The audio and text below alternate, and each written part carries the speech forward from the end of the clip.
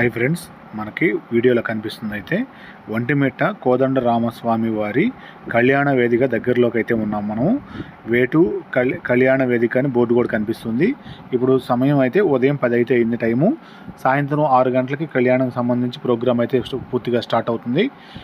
దాదాపు 4 గంటలు టైంలో కళ్యాణ వేదిక దగ్గరకి స్వామివారిని అమ్మవారిని ఇద్దరిని అయితే తీసుకొని రావటం అయితే జరుగుతుంది.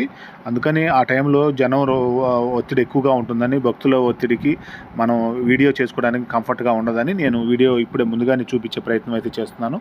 దానికి సంబంధించిన ఏర్పాట్లు ఏమేమి ఉన్నాయి, ఎట్లా చేశారు ఏంటి అనేది. ఇది మెయిన్ లోపలికి ఎంటర్ అయ్యే ఆర్చ్ అనమాట. ఇప్పుడు చూపించింది ఇక్కడి నుంచి భక్తులు ఎవరైతే వెయిట్ చేయడానికి అదే కళ్యాణ మండపానికి సంబంధించి కళ్యాణం చూడటానికి ఈ గ్యాలరీలు అయితే ఏర్పాటు చేశారు. ఇలాంటి గ్యాలరీస్ అయితే బోలెడని గ్యాలరీస్ అయితే ఏర్పాటు చేశారు.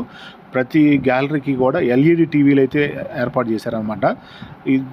దాదాపు ఈ కళ్యాణ వేదిక అనేది చాలా దూరంలో జరుగుతుంటుంది కాబట్టి, కంటి చూపుతోటి కూడా మనం చూడలేనంత దూరం ఉంటుంది కాబట్టి, అందువల్ల ప్రతి గ్యాలరీకి కూడా ఏ గ్యాలరీకి ఆ గ్యాలరీకి ఒక గ్యాలరీకి 2000 మంది 3000 మంది ఉండేటట్టుగా ప్రతి గ్యాలరీలో కూడా ఎల్ఈడి టీవీస్ అయితే అమర్చారు. ఎల్ఈడి టీవీలు అయితే మనకు క్లియర్గా కనిపిస్తూనే చూడొచ్చు.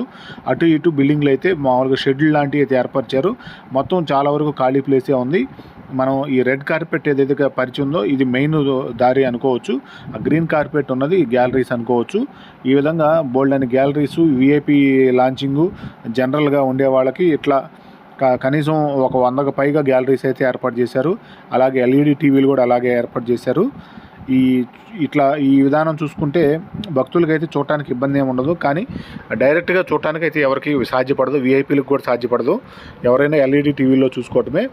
మనం ఇప్పుడు ప్రధాన కళ్యాణ వేదిక ఏదైతే ఉందో కళ్యాణ వేదిక దగ్గరికి అయితే వచ్చాము. ఇప్పుడంతా కూడా దానికి సంబంధించిన ప్రధానమైన కళ్యాణ వేదికకు సంబంధించిన డెకరేషన్ పనులు అయితే ఇంకా కొంత జరుగుతూ ఉన్నాయి. దాదాపు డెకరేషన్ అంతా నీట్గా అయిపోయింది. ఫైనల్కి అయితే చేరుకుందనే చెప్పుకోవచ్చు. చివరిగా దానికి సంబంధించిన అధికారులు పరిశీలన అయితే చేస్తున్నారు. దానికి సంబంధించి డెకరేషన్ అంతా కూడా చాలా నీట్గా అయితే కనిపిస్తూ ఉంది.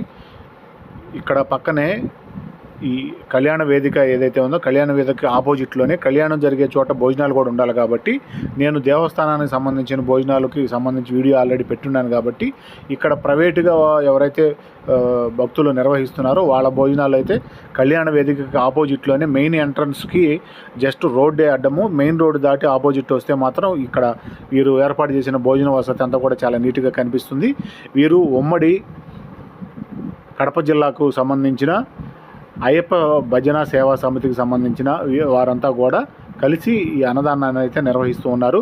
అన్నదానంతో పాటు భజన కార్యక్రమం కూడా చాలా బాగా నిర్వహిస్తూ ఉన్నారు. వీరు ఎంతమందికైనా అన్నదానం చేయడానికి సిద్ధంగా ఉన్నారు. అది వారి మాటల్లోనే విందాము.